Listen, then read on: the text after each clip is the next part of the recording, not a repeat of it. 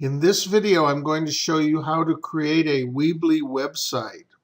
First thing I'm going to do, though, is download an image that's going to be at the top of my website. I don't think I'll make it this lady, so instead I'm going to search for technology and search for free images. So I go to images, and there's a lot of neat images here. I'm just going to take this first one, click on it, right click, and save the image as on my desktop. And that's a rather long name, so I'll call it tech free. Okay, click save. Now I've saved it. Now I'm going to go to students.weebly.com. Okay, I'm logging out here because I was already logged in.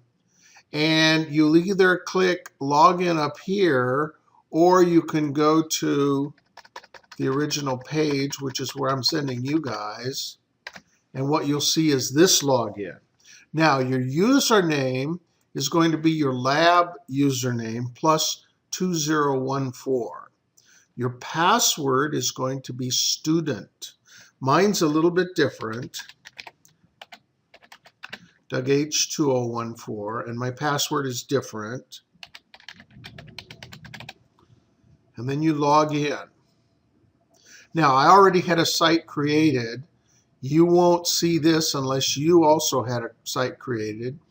I'm going to click Create a Site and just continue because I don't want to title it right now. I can title it later.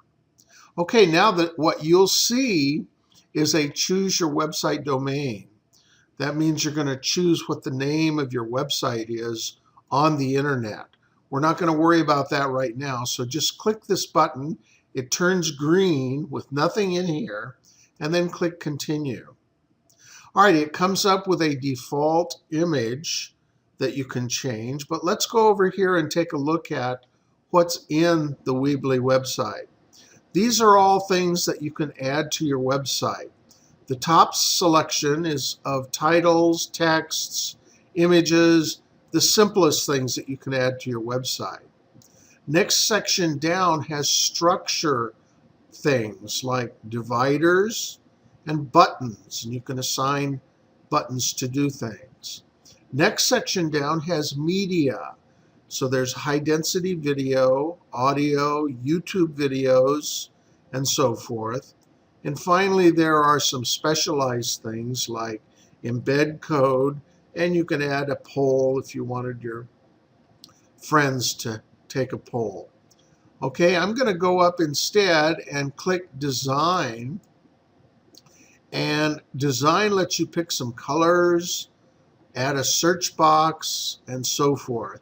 You can even edit the HTML, and we'll get into this much later. First thing I'm going to do is change the theme. So I click Themes, and now I get a whole bunch of different website designs that you're going to pick from. Pick a simple website design that is easy to read. See, this one's too dark and the letters are hard to read. Pick something that has a picture on it, and let's see. I'm going to pick this one. It's really simple. You can preview it if you want. I'm just going to go ahead and pick Choose, and ta-da, there's my website. Okay. Now it's called My Site. I can change that just by clicking on it, and I'll call it Mr. Henry's home site. Okay. Now you can change the image as well. Remember that I picked an image to put into it, so I'm going to click Edit Image, add an image, upload a photo from my computer on my desktop, and the photo was tech-free. So I click Open. Okay, and there's the image. Now you can stretch it out make it bigger.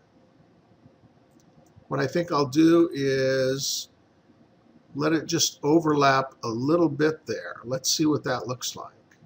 Okay, so that's taking up that much of the space. I could add some text over here. So I could say, I don't know what version, what text type to add. My goodness, these are a bunch of weird looking texts. I'm just going to click Comic Sans, and I'm going to edit to say, welcome to my world. Okay, click OK. Now I'm going to move it over. No, I'm not. Yes, I am. I'm going to move it over here, and I'm going to edit it to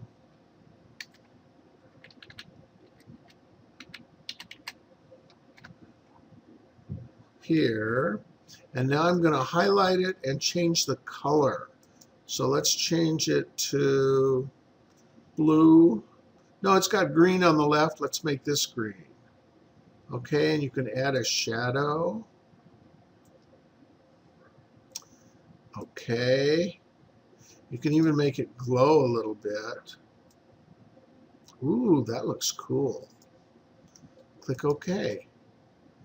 Okay, now when I'm done, I click Save. Save all pages. And there's my starting website. Okay, you see there's a thing at the top, and then there's room down here to add things to. So let's go through that far and make sure you click Save at the end.